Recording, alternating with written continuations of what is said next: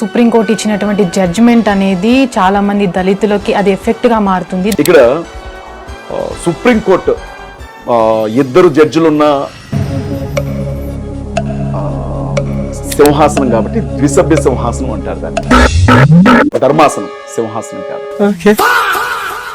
కాళ్ళు చేతులు పడిపోయి 6 నెలల మంచం మీద ఉన్నాను. లింక్ సిస్టమ్ ఫెయిల్ అయింది నాకు. ముక్కు మీద చూసారు కదా, పొంగు జ్వరం పోసి కాళ్ళు చేతులు పడిపోయింది. హాస్పిటల్కి వెళ్తే నన్ను బాగు చేయాలి, ఎవరి వల్ల కూడా కాల, నీ కాళ్ళు చేతులు పడిపోయి రావన్నారు.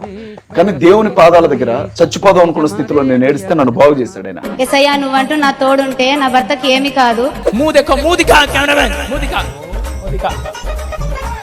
पैरालाइज में मुंह टेढ़ा हो जाता है, परमेश्वर का आत्मा इसको छुए, यहोवा की शक्ति उतरे, छोड़ दे. You are healed. दौड़ के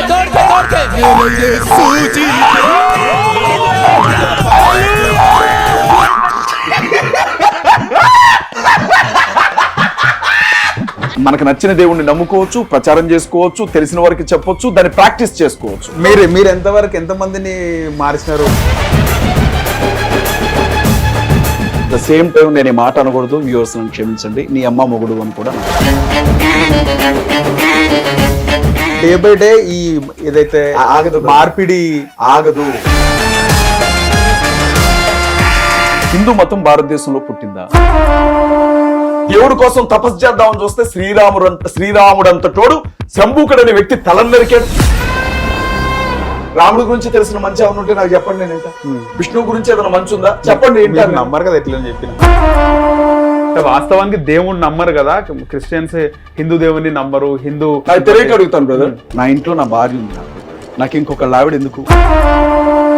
ఏదైనా ఒరిజినల్ ప్రొడక్ట్ ఉంటే దానికి డూప్లికేట్ ఉంటుంది. మేము ఆయన ఒరిజినల్ అని నమ్ముతున్నాం, మిగతా వాళ్ళ గురించి మాకు అనవసరం. మీరు నార్మల్ గా దేవుళ్ళు ఉంటారు, నార్మల్ గా మీరు ఎంతమంది దేవుళ్ళు? హిందూ దేవుళ్ళ ప్రసాదం తింటారా మీరు? అయ్యప్ప మాల ఉంది కదా, ఓకే, మాల వేసుకున్న వ్యక్తికి మాంసం పెడితే తింటాడా? తినడు. మేము కూడా క్రీస్తు అనే ఒక నిష్టలో ఉన్నాం. క్రీస్తు దగ్గర ఆహారం తప్ప వేరే ఆహారం తీసుకోలేదు. మీరు హిందూ ప్రసాదం ఒక మాంసంతో పోలుస్తున్నారు. మాంసం అని కాదు, తిరుపతి లడ్డు కూడా నిష్టమైందే కదా, పరమ పవిత్రమైందే కదా. తప్పులేదు, అంటే ప్రసాదాన్ని. అలాంటప్పుడు మత మార్పిడి ఎందుకు జరుగుతుంది? మత మార్పిడి కాదు, అంటే మామూలుగా మనం చూస్తుంటాం చాలా వరకు. ఓం నమ శివాయ అని నేనన్నా క్రైస్తవుడిగా, చిరంజీవి స్వామితో ఈ మాట చెప్పించండి. ఓకే, ఓం నమ శివాయ అని చిరంజీవి స్వామితో చెప్పించండి, మీరు బతికినంత కాలం మీ కాళ్ళ దగ్గర పడి ఉంటారు. సో ఇక్కడ పాస్టర్ అజయ్ మాట్లాడే వెనకాల వైఎస్ఆర్సీపీ ఎంతవరకు ఉందండి? ఏం చెప్తారు? జగన్మోహన్ రెడ్డి గారు ఓపెన్ గా ఏం చెప్పాలి చెప్పండి? నేను క్రిస్టియన్ అని చెప్పాలి. చెప్పాడా?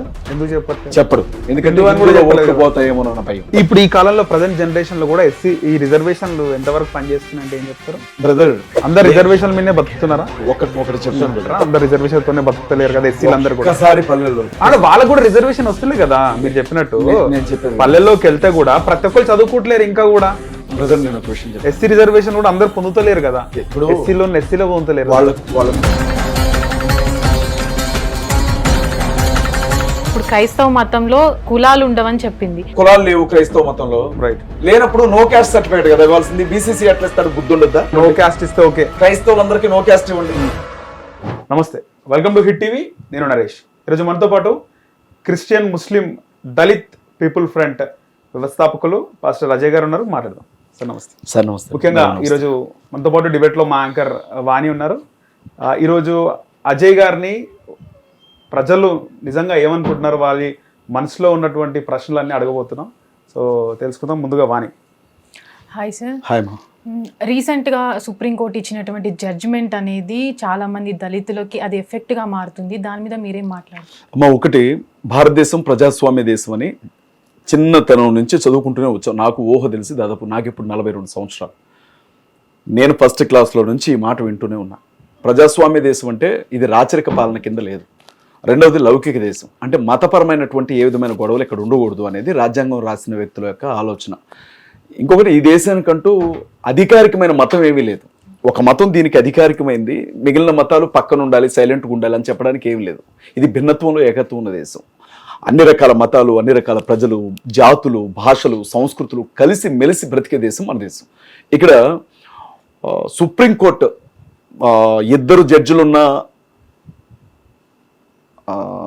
సింహాసనం కాబట్టి ద్విసభ్య సింహాసనం అంటారు దాన్ని. ఓకే. ధర్మాసనం, సింహాసనం కాదు. ఇద్దరు వ్యక్తులు ఇచ్చినటువంటి తీర్పు, ఇద్దరు జడ్జిలు ఇచ్చినటువంటి తీర్పు. వాళ్ళు ఏమంటారు అంటే, యేసుక్రీస్తు ప్రభువుని దళితులు కానీ నమ్ముకుంటే, ఇన్సెన్స్ దళితులు అంటే మాలలు కానీ, మాదిగలు కానీ, రెల్లి కులం కానీ, మిగిలిన 49 ఉపకులాల్లో ఉన్న ఎవరైనా యేసు ప్రభువుని నమ్ముకుంటే మాత్రం వాళ్లకు ఎస్సీ రిజర్వేషన్లు అనేవి వర్తించవు, ఎస్సీ ఎస్టీ అట్రాసిటీ యాక్ట్ వర్తించదు అనేది వాళ్ళు ఇచ్చిన తీర్పుమా. అంటే మేము అడుగుతున్న ప్రశ్న ఏంటంటే, ఒక బీసీ యేసుక్రీస్తు ప్రభువుని నమ్ముకున్న తర్వాత కూడా అతను బీసీ కులంలోనే ఉంటున్నాడు, అతని విశ్వాసం మాత్రమే మారుతుంది. రైట్. ఒక ఓసీ, అతను కమ్మ కావచ్చు, కాపు కావచ్చు, రెడ్డి కావచ్చు, వెలమ కావచ్చు, యేసు ప్రభువుని నమ్ముకున్న తర్వాత కూడా అతను తన కులం అలాగే కొనసాగుతుంది, అతను తనకు నచ్చిన మతంలోకి వెళుతున్నాడు. ఒక ఎస్టీ, అతను నాయక్ కావచ్చు, లేకపోతే కోయ కావచ్చు, గుత్తి కోయ కావచ్చు, లంబాడి కావచ్చు, యేసు ప్రభువుని నమ్ముకున్న తర్వాత కూడా వాళ్ళ కులం మారట్ల, వాళ్ళు ఎస్టీలుగానే ఉంటున్నారు. కానీ కేవలం ఎస్సీలు మాత్రమే, ఒకళ్ళిద్దరు కాదమ్మా, 43 కోట్ల మంది ఉన్నారు భారతదేశ జనాభాలో ఎస్సీలు. వాళ్ళు యేసు ప్రభువుని నమ్ముకుంటే మీకు ఎస్సీకి సంబంధించిన రిజర్వేషన్లు కానీ అట్రాసిటీ యాక్ట్స్ కానీ వర్తించవు అని చెప్పడం చాలా దారుణం. నేనేమంటానంటే అమ్మా, భారత రాజ్యాంగానికి సంబంధించినటువంటి ప్రాథమిక హక్కులను వైలేట్ చేస్తూ ఇచ్చే తీర్పులైనా చేసే చట్టాలైనా వర్తించవు.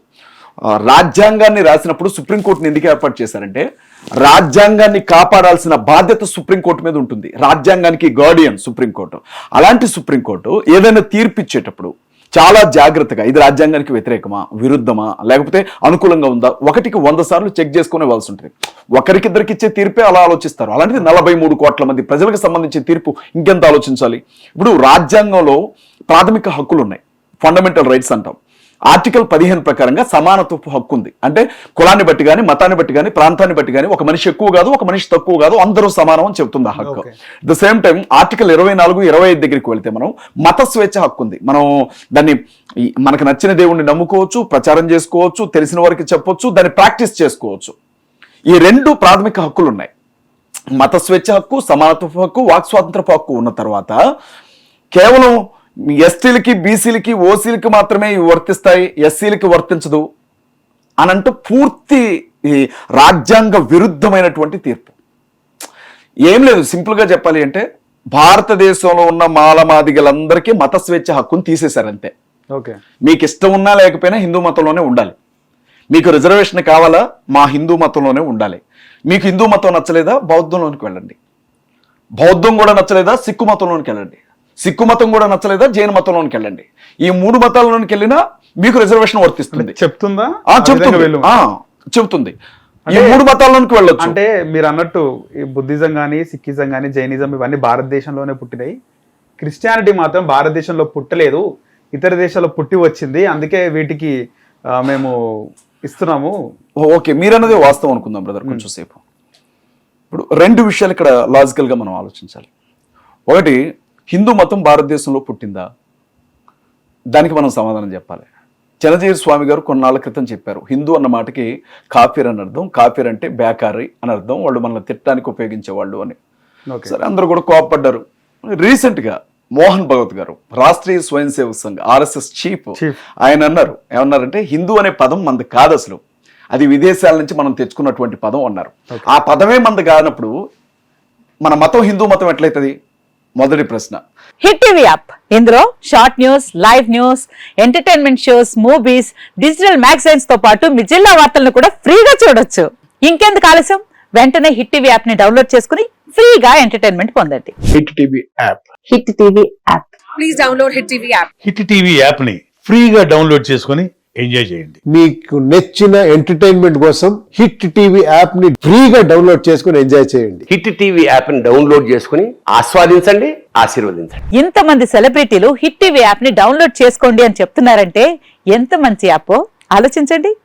అమెరికా అమెరికా అమెరికా అమెరికాలో చదవాలనుకునే వాళ్ళకి విశ్వసనీయమైన పేరు మన శౌర్య కన్సల్టెన్సీ.